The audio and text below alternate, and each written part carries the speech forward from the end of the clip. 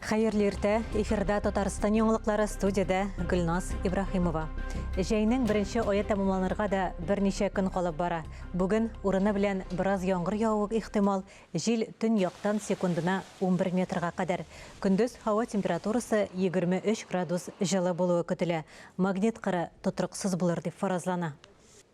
Зур ишек алдына зур төзекләндерү. Казанда безнең ишек алды республика программасы буенча Рихард Зорге урамындагы 3 йортның ишек алларын төзекләндерәләр.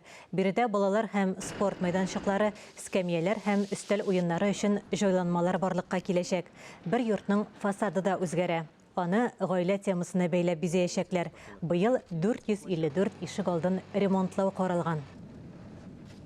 Шушы көннәрдә 3-нче гуманитар йөк партиясен Казаннан шефлыкка алынган Лисичанскига һәм Рубежныйга озаттылар. Махсус хәрби операция башланганнан бирле Татарстан башкаласыннан 1000 тоннага якын гуманитар ярдәм китерделәр. Бу юлы гомуми авырлыгы 65 тонна булган 3 йөк машинасы җибәрелде. Алар арасында азык-төлек продуктлары, дарулар, төзелеш материаллары, махсус киемнәр. Әгәр башлангыч чорда беренче кирәк әйберләр тупланып җибәрелгән булса, бүгінгі көндә иң кирәклесе төзекләндерү товарлары. Туган телебезне саклау һәм үстерүне балалар бакчасы, мәктәп һәм башка күп кенә төрле дәүләт институтларының җилкәсенә генә салып калдыру җаваплылыктан кайшу түгелме? Милләт гаме һәр кайсыбызның хәтерендә, җанында һәм көндәлек гамәлләрендә чагылыш тапканда гына киләчәгебез өметле булыр. Алдагы сәхифәбез шуны дәлилли. Хайырлы иртә, эфирдә тел сагында сәхифәсе сезнең белән мин Динә Нәҗметдинова. Узган чыгарылышта без Казан аэропортында урнаштырылган мәгълүмати такталарда хаталар булуын ачыклап, аэропортның директорына хат юллаган идек. Күптән түгел безгә җавап хаты килеп иреште. Нәтиҗәдә сез тапкан хаталар тиз арада төзәтеләчәк дип вәгъдә иткән аэропорт акционерлык җәмгыяте. Без әлеге сәхифә кысаларында киткән хаталарны төзәтеп кенә калмыйча, телебез өчен җан атучыларны да күрсәтәбез. Бүген сүз 7 кыз турында барачак. Алар татар теленнән бердәм дәүләт имтиханын тапшырганнар. Менә алар тел каһарманнары. Казаннан 4 укучы һәм республикабыз районнарыннан тагын 3.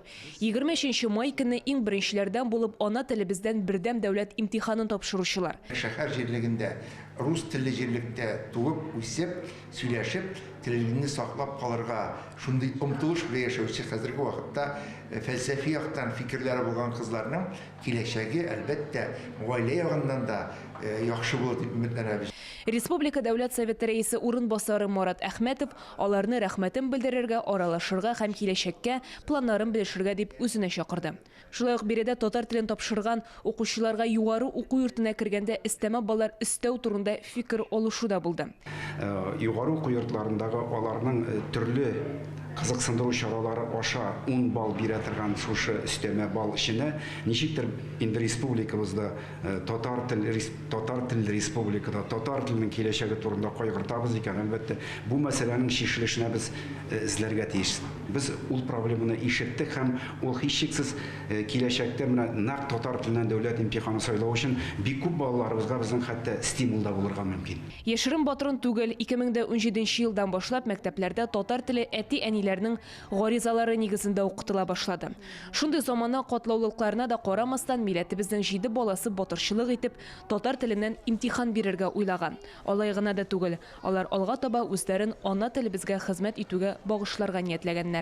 Мөслим кызы Камилә Минхаҗева татар филологиясе бүлегендә укуны сайлаган, киләчәктә журналист яки татар теле укытучысы булырга ниятли. Төрле конференцияларда, конкурсларда катнашам, шуңа күрә татар теленнән имтихан бирү миңа бер дә авыр булмады. Әтнә районы Кымыргуча авылыннан Диләрә Гарипованың татар теленә мәхәббәте төрле олимпиадаларда катнашып уяна. Шуңа имтиханы тапшырырга артык кыен булмаган, өстәвенә әзерләнергә әнисе булышкан. Җырга биюгә, сәнгатькә гашык булып үстем. Түбән Камадан Сәмира Сагыйтова IT белгеч булырга хыяллана. Ләкин татар телен камил белү бик мөһим ди, шуңа имтиханны татар теленнән биреп карарга булган. IT программист юлына барсам да, татар телен бергә онытмаска дип уйлыйм. Шулай да инде төрле конференцияларда катнаштым, конкурсларда, олимпиадаларда. Казан шәһәренең 127нче мәктәп укучысы Камила Гыйләҗиева исә беренче сыйныфтан ук татар теле белән мавыккан. Имтиханга үзе репетиторларсыз әзерләнгән. Татар телендә язылган китапларны су урынына эчкән. Телләр белән кызыксынам, шуңа күрә алга таба татар филологиясе һәм журналистикасы бүлегенә керергә телим. Казан шәһәренең 71-нче мәктәп укучысы Карина Хайруллина да җаны тәне белән ана телебезгә гашыйк. КВН уеннарын татар телендә уйный, шулай ук үзе катнашкан төрле чараларны да ана телебездә алып бара. Шуңа да татар теленнән имтихан бирәм дип карар кылган. Әти-әнисе һәм укытучылары әлеге идеяны хуплаган. Гаиләдә дә татар телендә сөйләшәбез, татар телен бик яратып та укыдым 11 ел.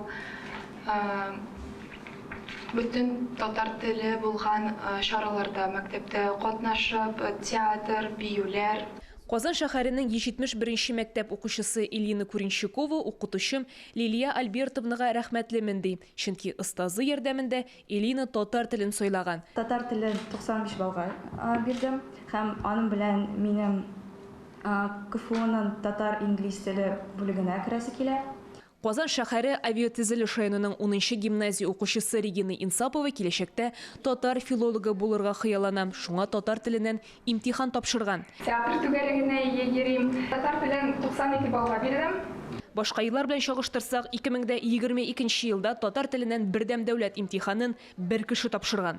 2023 һәм 24 елларда 7 укучы татар телен сайлаган. Заманасына күрә уразасы дигәндәй, тыйнак кына шундый соннарда сөенергә мәҗбүр итә. Димәк, әле бу матур гамәлнең дәвамы да булачак. Әлеге 7 кыз республикабызда туган телебезне үстерүгә үз өлешләрен кертәчәкләренә, матур үрнәкләре белән үз артларыннан башка күп кенә яшьтәшләрен ияртәчәкләренә өмет итә алабыз. Туган телен кадерләгән халык кына кадерле булыр дигән безнең әби-бабаларыбыз. Шулай була күрсен. Динә Нәҗметдинова, Александр Решоткин, Татарстан яңалыклары. Әкият Татар дәүләт курчак театрында 5-нче халыкара Шомбай фест фестивале дәвам итә. Проект Татарстан мәдәният министрлыгы һәм Әкият курчак театры башлангычы белән тормышка ашырыла. Быел фестивальдә барлыгы 14 спектакль тәкъдим ителә. Төрле төбәкләрдән җыелган курчак театр коллективлары иң яхшы спектакльләрен күрсәтә. Бүген тамашачыларга Беларусь һәм Оренбург курчак театр коллективлары Маленький принц һәм Луна Сальери спектакльләрен күрсәтә. Шомбай фест фестивале үз эшен 2 июльгә кадәр дәвам итә. Бүген мәктәп укучыларының гомум шәһәр чыгарылыш көне. Казанның 200 белем бирү оешмасыннан 6000-гә якын укучы бергә җыела. Бәйрәм Татнефть аренада уза. Кичәнең кульминациясе булып чыгарылыш һәм укытучылардан торган хор булачак. Иртәгә Татарстан башкаласында яшьләр көне билгеләп үтелә. Төп чаралар Урам экстрим паркында уза. Иртәнге 10-нан кичке 10-га кадәр кунакларны ярышлар, мастер-класслар, Россия эстрадасының яшь башкаручылары катнашында концерт көтә.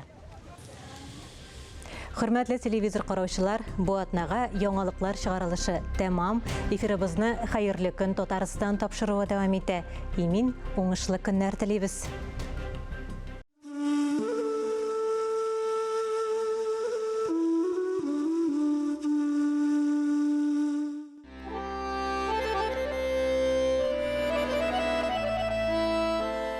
Мин йөрмәгән күпме сукмаклар бар, мин эчмәгән шишмә сулары. Бер тапкырда барып карамаган йолдызларның кече зурлары. Мин күрмәгән янартаулар сулай, мин шуммаган елга диңгезләр. Бер көн килеп, горур тауларны да тузан итеп бәлки тигезләр. Тыңламаган күпме кошлар җырын, күпме таңнар минсез атканнар. Мин туганчы ничә гасыр буе офыкларга учак якканнар. Мин белмәгән күпме серләр яши, пышылдавы агач урманның. Их, ашасы килә бер пәрдәсен, дәвер булып төшкән томанның. Бу дөньяның ифрат күптер сере, санап чыгу кемгә кирәктер. Бу дөньяның иң серле җире күкрәгендә янган йөрәктер.